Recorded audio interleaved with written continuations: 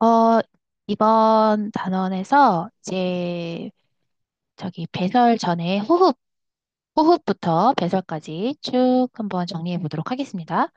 호흡은 쉽게 얘기해서 이제 우리 몸 안에서 어떻게 기체 교환이 이루어지는지 말을 해주는 건데요. 지금 이 단원 전체가 에너지에 대한 거잖아요. 에너지, 동물의 에너지. 에너지가 생기기 위해서는 산소가 필요해요.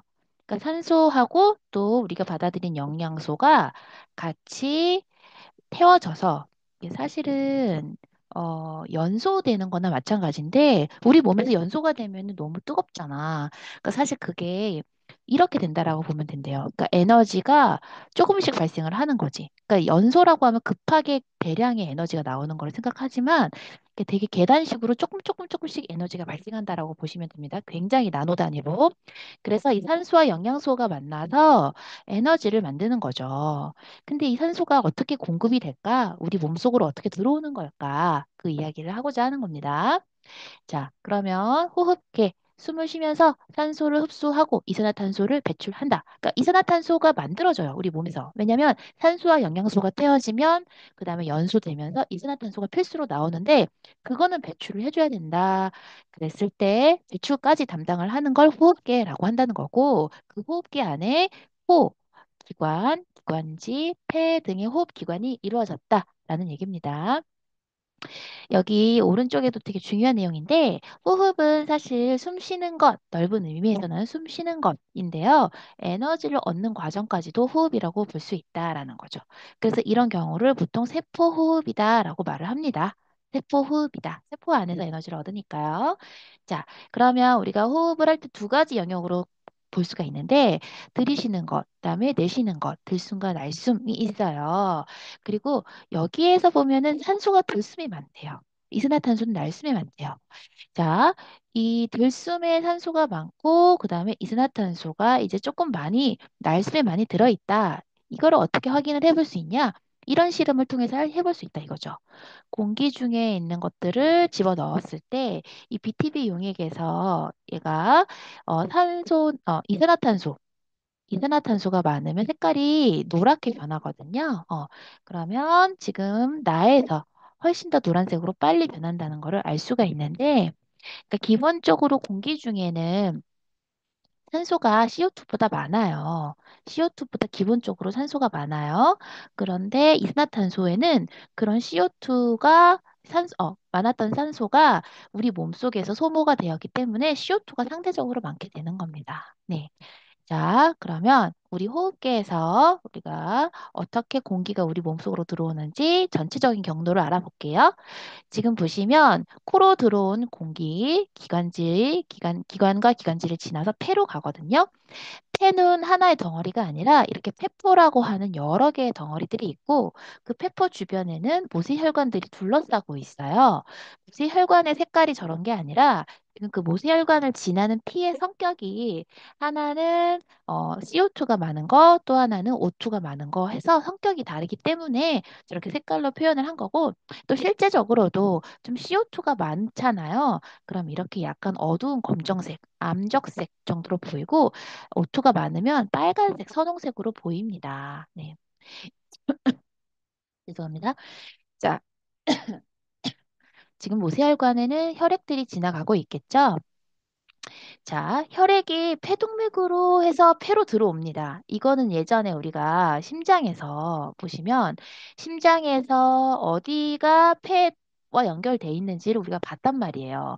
여기 이게 좌심실로는 온몸으로 나가고 그 다음에 이렇게 우심방으로 들어오잖아요. 들어왔다가 이 피가 이제 우심실에서 폐로 가죠.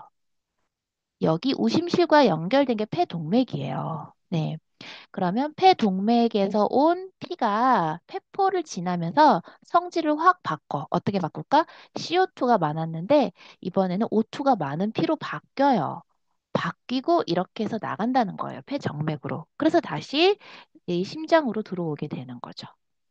자, 다시 한번 여기 온몸을 돌고 심장으로 들어온 피는 우심방에서 우심실로 내려와 폐로 갑니다.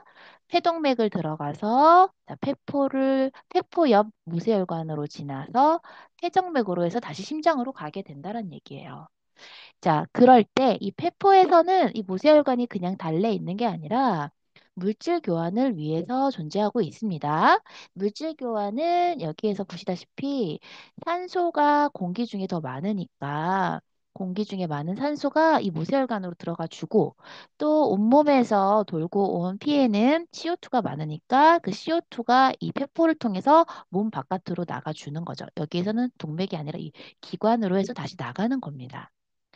자, 조금 더 구체적으로 살펴보자면, 코 속에는 차고 건조한 공기를 따뜻하고 축축하게 만들어줄 수 있는 점액과 그런 온도가 있어요. 그러니까 그런 끈끈한 액체까지 있으니까 먼지나 세균 등을 걸러낼 수가 있다. 그 털이 있어서.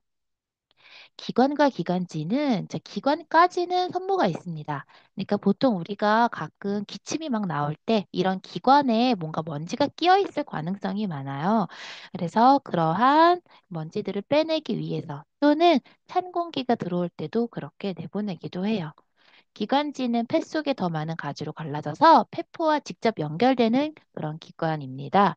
그러니까 내가 말하는 기관 이러면은 이때 기관이 아니라 어떤 역할을 하는 기관이라는 거예요. 우리가 기관이라고 배웠죠? 폐는 가슴 속 좌우에 한 개씩 있고 여기서 중요한 게 흉곽에 들어가 있어요. 흉곽은 갈비뼈하고 가로막으로 둘러싸여 있는 공간인데요. 자, 이따가 자세히 한번 그 그림을 보시도록 하고 이 폐가 수많은 폐포로 이루어져 있기 때문에 표면적이 넓죠. 그러니까 동시다발적으로 기체 교환이 일어나서 효율적으로 그것을 진행할 수 있습니다. 폐포는 폐를 구성하는 작은 공기 주머니라고 할 수 있는데요. 되게 중요한 거. 한 층이에요. 세포층 하나. 하나이기 때문에 물질 교환이 가능한 거예요. 얘랑 비슷한 게 모세혈관이에요. 모세혈관도 세포층 하나. 다른 혈관은 어때요? 정맥, 동맥은 굉장히 두꺼운 근육질로 이루어져 있어요. 거기선 절대 이 혈관 바깥으로 물질이 빠져나갈 수가 없습니다. 아, 물론 상처를 입게 됐을 때는 그때는 많이 나갈 수 있겠지만 이게 평소에는 어떤 혈액이 여기서 그래서 모세혈관으로는 사실 혈액이 빠져나가는 게 아니고요. 혈액이 나간다라기보다 거기 안에 있는 어떤 작은 기체들이나 아니면 영양소들이 주거니 받거니 할 수가 있다는 뜻이에요. 혈액이 막 빠져나가는 건 아닙니다. 왜냐하면 혈액을 이루는 혈구들은 굉장히 좀 커다란 덩어리들이거든요. 네. 자, 근데 가끔 그거 있어요. 갑자기 이름이 기억 안 나. 이렇게 해가지고 모세혈관에서 직접 피를 빼는 걸 봤는데 이거 이렇게 뭐라고 하던데 한의학에서 죄송합니다. 네, 직접 그럴 때가 있겠지.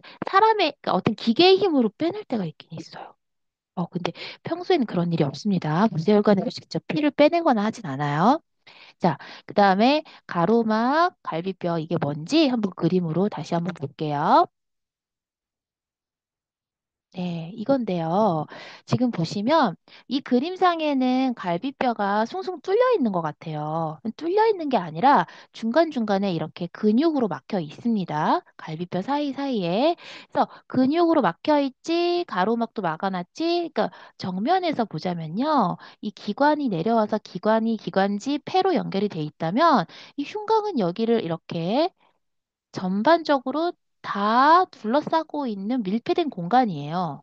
그러니까 흉곽에도 기체가 채워져 있는데 이 기체는 흉곽의 기체는 어떤 몸 바깥으로 나가거나 들어오거나 하지 않아요. 자, 그런데 이 상황에서 어떻게 해서 이 흉곽이 폐를 도와주느냐? 자, 일단은 폐가 아까 근육이 없다. 폐는 근육 없어요. 폐포가 폐인데 이 폐포가 한 겹의 세포층이잖아요. 근육이 절대 없어요. 근데 얘네들은 스스로 근육이 없으면 움직일 수 없기 때문에 어떤 방법을 쓰냐면 흉곽의 도움을 이제 이용을 하는 거죠. 여기에서 보시다시피 어, 흉곽이 이렇게 하고 숨을 들이쉬려고 할 때 갈비뼈가 올라갑니다. 이 갈비뼈가 목을 치고 위로 올라간다는 게 아니고요. 이 앞쪽으로 나온다는 얘기예요. 이렇게 갈비뼈 나오면서 가로막이 이렇게 내려가 주죠. 자, 그럼 어때요? 아까보다 이 등 척추는 그대로인데 아까보다 훨씬 더 이 안에 공간이 이 흉곽이라고 하죠. 그 갈비뼈와 가로막 사이에 있는 공간, 그 공간이 넓어지는 거예요. 자, 부피가 팽창을 합니다. 그러면 모든 기체는 부피가 넓어지면 충돌을 덜 하잖아요. 기체의 충돌 횟수가 압력을 결정하거든요. 그래서 압력이 뚝 떨어져요. 자, 그럼 보세요. 이 흉곽이 누르고 있던 압력으로 폐가 이렇게 어느 정도 크기를 유지하고 있는데 갑자기 외부에서 누르는 압력이 줄어드니까 폐도 어떻게 된다? 커진다는 거예요. 이게 보일의 법칙으로 우리가 배웠잖아요. 외부의 압력이 늘면 내부 부피가 줄고요. 그쵸? 네, 그래서 폐 내부의 압력은 또 같이 낮아집니다. 부피가 커지니까. 자, 압력이 낮아졌다. 폐의 압력이 저기압이 되었다. 바깥에 있는 대기압이 고기압 상태다. 비교적. 그러면 그때 공기가 밀려 들어온다는 거죠. 자, 반대로 들숨 말고 날숨일 때는 어떻게 될까? 이 과정이 다 정반대가 돼요. 기초적으로 갈비뼈 내려가 주시고 흉 가로막이 올라오면 좁아집니다. 흉곽이 좁아집니다. 그러면 흉곽의 부피가 작아진 만큼 부피의 압력, 흉곽의 압력 커지고 얘를 폐를 누르는 압력 또한 커진 거겠죠. 그러니까 폐가 쪼그라들죠. 좁아집니다. 폐의 압력이 또 커집니다. 밀고 나갑니다라는 거죠. 그래서 들숨과 날숨이 이렇게 반복이 되면서 공기의 기체 교환이 이루어진다. 자, 그런데 기체 교환에서 또 알아야 될 원리가 확산이에요, 확산. 자, 확산은 뭐냐면 여러분들이 그 이미 그런 거 배웠잖아요. 향수의 확산, 뭐 잉크, 색소의 확산. 퍼져 나간다는 거죠. 근데 퍼질 때 얘네들이 어떻게 퍼지냐면 뭔가 많이 모여 있는 곳에서 적게 모인 곳으로 퍼지게 돼 있단 말이에요. 자, 그러면 여기에서도 확산이 되는데 세포가 비교적 모세혈관보다 산소가 더 많아요. 왜냐하면 바깥에서 들어온 신선한 공기잖아요. 근데 이 폐포 옆을 지나는 모세혈관은 항상 같은 방향으로 흐르는데 온몸을 돌고 온 그 CO2가 많은 피가 지나간단 말이에요. O2는 적어요. 그러니 상대적으로 O2가 더 많은 폐포에서 그 모세혈관에게 산소를 주게 된다는 거죠. 그럼 그 모세혈관은 어떻게 돼요? 산소가 많은 동맥혈로 바뀐다는 거예요. 산소가 적었는데 CO2가 많았는데 O2가 많은 동맥혈로 바뀌면서 온몸 이제 심장을 갖다가 온몸으로 돌게 되죠. 자, 이건 조직세포는 뭐냐면 그렇게 산소를 많이 포함한 모세혈관이 각각 우리 몸에 있는 모든 세포로 갔을 때 세포에는 상대적으로 그 O2를 활용해서 계속해서 연소를 하기 때문에 O2가 적어요. 그러니 모세혈관이 지나면서 O2를 줍니다. 이번에는 반대로 모세혈관이 O2를 받는 게 아니라 준다고요. 줘서 O2가 많아진 세포는 이제 또 에너지를 할 수가 있는 거죠. 반대로 에너지를 만들고 난 노폐물을 이제 세포가 또 모세혈관에게 주는 거죠. 이산화탄소를 줍니다. 이런 식으로 우리가 호흡이 반복이 되고 있다. 문제 한번 풀어보시고, 네, 제가 또 이어서 배설을 설명해 드릴게요.